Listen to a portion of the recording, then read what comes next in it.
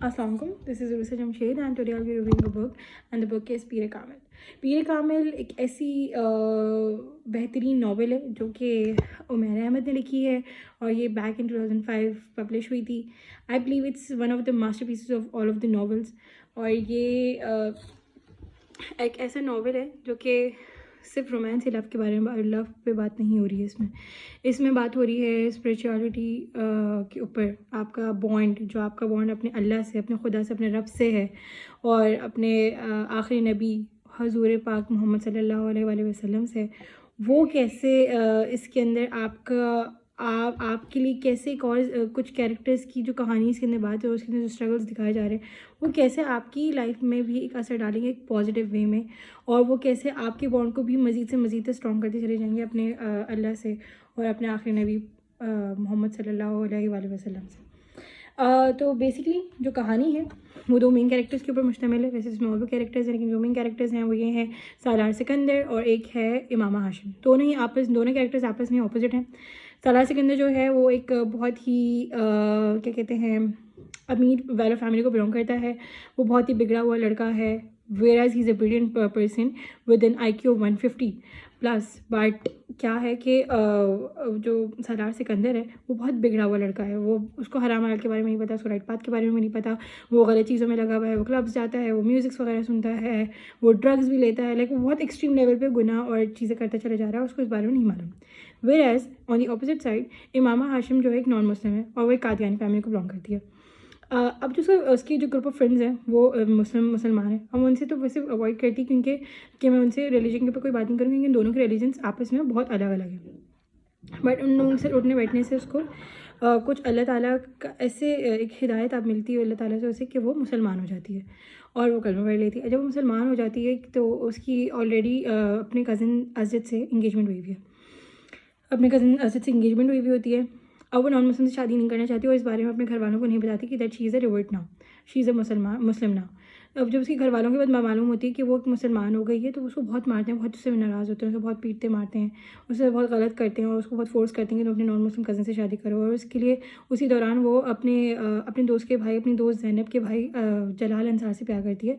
लेकिन जब उससे रिक्वेस्ट करने के लिए जाती है कि मुझे प्लीज़ बचा लो, मैं अपनी कज़न से शादी नहीं करती, तो उसको इवेंचुअली मना कर देता है और उसको डिश कर देता है फॉर सम रीज़न. और वो खुद पहले से मैरिड भी होता है और तो उससे समहाउ उससे शादी नहीं हो पाती. उसी दौरान उसकी एक जर्नी में एक चेंज आएगा, एक ऐसा चेंज आएगा जिसकी वजह से वो अपने आप को बिल्कुल ही अपने अल्लाह और नबी पाक मोहम्मद सल्लल्लाहु अलैहि वसल्लम के लिए ना राग़ब कर देगी. अपने आप को बिल्कुल ही बस अल्लाह ताला की तरफ, बस उसका असल इम्तिहान है उसकी ज़िंदगी का, वहाँ से शुरू हो जाएगा. वो अपनी ज़िंदगी को उसके लिए तर्क कर देगी. दूसरी साइड पे सालार सिकंदर को ऐसे दिखाया गया कि सालार सिकंदर जो एक बिगड़ा हुआ लड़का है, उसकी लाइफ में भी कुछ ऐसे चेंजेस आएंगे जिसकी वजह से वो भी एक राइट पाथ पे, राइट डिसीजन पे आ जाएगा. बिल्कुल उससे एक राइट डायरेक्शन नज़र आ जाएगी अपनी लाइफ की. वो एक ऐसा इंसान है सालार सिकंदर जिसको बस ये फील करना है कि पेन क्या होता है भाई, पेन का एहसास क्या है, दर्द क्या होता है, मौत कैसे आती है, मौत का एहसास क्या है, मौत का दर्द क्या होता है, उसे ये एक्सपीरियंस करना. और इस चीज़ के पीछे उसने अब तक 5 सुसाइड्स की हैं अपनी लाइफ में और उन 5 में फ़ेल हो गया. उसको हमेशा ये होता था, इवेंचुअली जब एंड अप होता था सुसाइड करते हुए तो कुछ ना कुछ उल्टा हो जाता था, कुछ और गलत हो जाता था कि वो हॉस्पिटल पहुँच जाता था लेकिन वो मरता नहीं था. और उसके घर वाले मुझे यही कहते थे कि हमने आज तक ऐसे में तो कौन सी चीज़ नहीं दी है जिसकी वजह से तुम ये काम करते हो. वो कहता था बस मुझे बस तकलीफ़ को महसूस करना है. अब ये इसी दौरान मुझे बात याद आती है कि सालार सिकंदर और इमामा हाशिम की बहुत फेवरेट एक मेरी लाइन्स हैं इनमें से जो मुझे समझ में आती हैं. वो ये कहती थी, सालार सिकंदर हमेशा बोलता था हर बात पे कि what is next to ecstasy, and जो इमामा है वो रिप्लाई करती थी पेन. तो वो कहते थे what is next to pain, what is pain, तो वो कहती थी नथिंगनेस. तो ये जो बेसिकली लाइन है ना, ये आप जब पढ़ेंगे नॉवल तो आपको समझ में आएगी कि आप बेसिकली लाइन क्या थी.